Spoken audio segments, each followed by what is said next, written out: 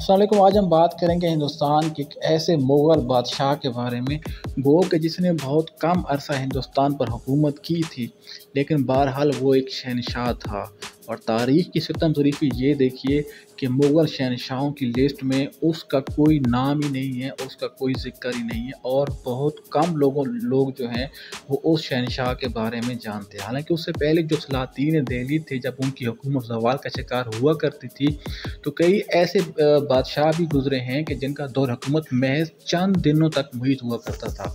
लेकिन उनके बारे में मुकम्मल तफसीलात जो है वो आपको हर जगह पर तारीख़ में मिल सकती है। उसके बरक्स जो ये शहनशाह था मुग़ल, इसके बारे में बहुत कम मालूमात वो दस्तयाब हैं और बहुत कम लोगों को उसकी हिस्ट्री के बारे में पता है। तो आज की वीडियो में हम इंशाल्लाह आपको इसी गुमनाम मुग़ल शहनशाह के बारे में तफसील बहुत कम लोग जानते हैं कि मुग़ल शहनशाह जहांगीर के बाद फ़ौरन उसका बेटा जो शहाबुद्दीन मोहम्मद शाहजहां था, उसने तख्त नहीं संभाला था, बल्कि उससे पहले शहनशाह जहांगीर का 5वें नंबर वाला बेटा है शहनशाह शहरयार ने हिंदुस्तान का तख्त संभाला था और तकरीबन 100 दिनों तक उसने हिंदुस्तान पर हुकूमत की थी। शहरयार 16 जनवरी सन 1605 में पैदा हुआ था और तकरीबन 23 जनवरी सन 1628 को 23 साल की उम्र में वो कत्ल कर दिया गया था। शहरयार मिर्ज़ा मलका हिंदुस्तान नूर जहां की बेटी लाडली बेगम का शौहर था। शहनशाह जहांगीर की ज़िंदगी में ही हिंदुस्तान के तख्त का झगड़ा नूर जहां और शहाबुद्दीन मोहम्मद शाहजहां के दरमियान शुरू हो गया था और इस बाबत नूर जहां और शाहजहां के दरमियान तकरीबन 3 जंगें भी हुई थी। शहनशाह शाहजहां ने जब वो शहज़ादा था तो उसने अपने वालिद शहनशाह जहांगीर के ख़िलाफ़ अलम बगावत बुलंद कर दिया था, लेकिन उसे शहनशाह जहांगीर की फ़ौजों ने मुकम्मल शिकस्त फाश दी थी और उसने अपने बेटे औरंगज़ेब को जो उस वक्त बिल्कुल बच्चा था, अपने वालिद के पास भेजकर अपने लिए माफ़ीनामा तलब किया था और उसे शहनशाह जहांगीर ने माफ़ कर दिया था। लेकिन मलिका हिंदुस्तान नूर जहां और शाहजहां के दरमियान जो ये दुश्मनी थी वो ख़त्म ना हो सकी। जो शाहजहां था वो ये समझता था कि उसकी सौतेली माँ नूर जहां दरअसल अपने दामाद यानी उसके छोटे भाई शहरयार मिर्ज़ा को हिंदुस्तान के तख्त पर बिठाना चाहती हैं, जबकि वो खुद हिंदुस्तान के तख्त का उम्मीदवार था। जैसे ही शहनशाह जहांगीर की वफ़ात हुई थी तो नूर जहां जो उस वक्त मुग़लिया सल्तनत की एक बहुत काबिल और बहुत असर रखने वाली मलका थी, उसने फ़ौरी तौर पर अपने दामाद शहरयार मिर्ज़ा को हिंदुस्तान के तख्त पर विराजमान कर दिया। उस वक्त जो लाहौर था वो हुकूमत का पाया तख्त था। शहनशाह शहरयार मिर्ज़ा ने अपनी सास के साथ और अपनी जो उसके वफ़ादार थे उनके साथ मिलकर उसने अपनी हुकूमत संभाल ली, लेकिन उसका बड़ा भाई शाहजहां और शाहजहां का जो ससुर था आसिफ जहां, जो कि शहनशाह जहांगीर का वज़ीर आज़म भी था और काफ़ी असर रखने वाला आदमी था, इन दोनों ने शहरयार मिर्ज़ा के ख़िलाफ़ ऐलान जंग कर दिया। चूँकि आसिफ जहां वज़ीर आज़म रह चुका था, इसलिए जो मुग़ल फ़ौज थी उसके अंदर इसका काफ़ी असर व रसूख था। इसी असर को इस्तेमाल करते हुए आसिफ जहां ने तकरीबन 1/3 जो मुग़ल फ़ौज थी उसको अपने अंडर कर लिया और शहरयार मिर्ज़ा और नूर जहां के पास बहुत थोड़ी सी फ़ौज रह गई थी। 1/3 फ़ौज संभालने के बाद आसिफ जहां और शाहजहां को इस बात का मुकम्मल यकीन था कि अगर वो हिंदुस्तान के पाए तख्त पर चढ़ाई करें तो उन्हें कामयाबी मिल सकती है। शहरयार मिर्ज़ा और नूर जहां इस बात को मुकम्मल तौर पर जानते थे, लिहाजा उन्होंने बहुत कोशिश की कि वो किसी तरीके से भी आसिफ जहां और शाहजहां को शिकस्त दे सकें, लेकिन उनके पास फ़ौज बहुत कम थी और जो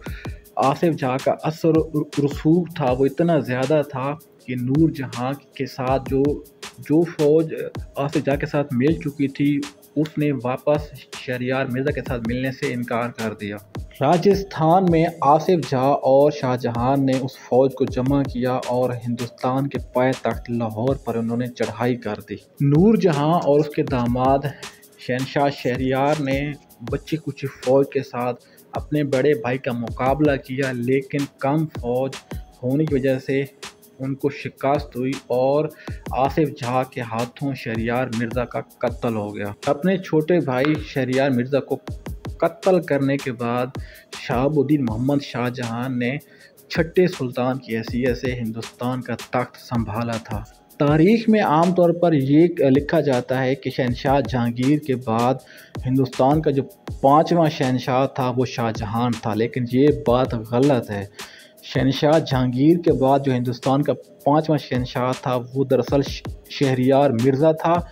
اس کے بعد کا جو شہنشاہ تھا وہ شاہ جہاں تھا۔ آصف جاں جو تھا وہ ملکہ ہندوستان نور جہاں کا سگا بھائی تھا، اس لحاظ سے جو لاڈلی بیگم تھی یعنی کہ جو شہریار مرزا کی بیوی تھی وہ دراصل آصف جاں کی سگی بھانجی تھی، اور شاہ جہاں کی بیوی ارجمند بانو جسے ہم ممتاز محل کہتے ہیں وہ ملکہ ہندوستان نور جہاں کی سگی بھتیجی تھی، یعنی وہ آصف جاں کی بیٹی تھی۔ یعنی کہ اپنی بیٹی کو ملکہ ہندوستان بنانے کے لیے آصف جاں نے اپنی سگی بھانجی لاڈلی بیگم اور اس کے شوہر کی بلی چڑھا دی تھی، اور یوں ہندوستان کا یہ 5واں شہنشاہ تقریباً 100 دن تک ہندوستان پر حکومت کرنے کے بعد اپنی بیگم کے سگے ماموں آصف جاں کے ہاتھوں قتل ہو گیا۔ جب شہریار مرزا قتل ہوا تب اس کی عمر 23 سال تھی۔ تاریخ میں لکھا گیا ہے کہ جو شہریار مرزا تھا وہ اپنے اوصاف میں اور اپنی خوبیوں میں شاہ جہاں سے 1000 درجے بہتر تھا، اور اگر اس وقت شہریار مرزا ہندوستان کا حکمران رہ جاتا تو آج ہندوستان کی جو تاریخ ہے وہ بالکل اور ہوتی۔ جس طرح ہندوستان کے دوسرے مغل شہنشاہ ہمایوں کی جگہ اس کا دوسرا بھائی کامران مرزا جسے قتل کر دیا گیا تھا، اگر کامران مرزا ہندوستان کے تخت پر براجمان رہتا اور ہمایوں کو حکومت نہ ملتی تو آج ہندوستان کا جو نقشہ ہے جو ہندوستان کی تاریخ ہے وہ بہت مختلف ہوتی، کیونکہ جو کامران مرزا تھا وہ بھی شہریار کی طرح اپنے بھائی شاہ جہاں سے 1000 درجے بہتر تھا۔ اسی طرح جو کامران مرزا تھا دراصل وہ بھی ہمایوں مرزا سے 1000 درجے بہتر تھا، لیکن بہرحال طاقت اور طاقت کی یہ جنگ جو تھی اس میں جو اچھے شہنشاہ تھے، جو اچھے پرنس تھے وہ ہار گئے، اور شاہ جہاں کی صورت میں ہندوستان کو ایک نااہل بادشاہ ملا تھا۔ کوئی کچھ بھی کہہ لے لیکن جو شاہ جہاں تھا وہ بہرحال شہریار مرزا کے مقابلے میں نااہل تھا۔ شہریار مرزا بہت خوبیوں والا اور اعلیٰ صف کا شہزادہ تھا، اور اگر وہ ہندوستان کے تخت پر قابض رہ جاتا تو ملکہ ہندوستان نور جہاں جو بہت زیادہ ذہین اور عقل مند عورت تھی اس کی قیادت میں ہندوستان بہت زیادہ ترقی کرتا، لیکن بہرحال جو اللہ کو منظور ہو۔ تو اگر آپ ہندوستان کی تاریخ پڑھیں اور جو مغلیہ تاریخ پڑھیں تو اس میں جو ہے 5ویں مغل شہنشاہ شاہ جہاں کی بجائے آپ 5ویں شہنشاہ شہریار مرزا کو ہی پڑھیں، کیونکہ یہ وہ بدنصیب بادشاہ ہے جس نے تقریباً 100 دن تک ہندوستان کے تخت پر حکومت کی تھی۔ اگر آپ کو ویڈیو پسند آئی تو پلیز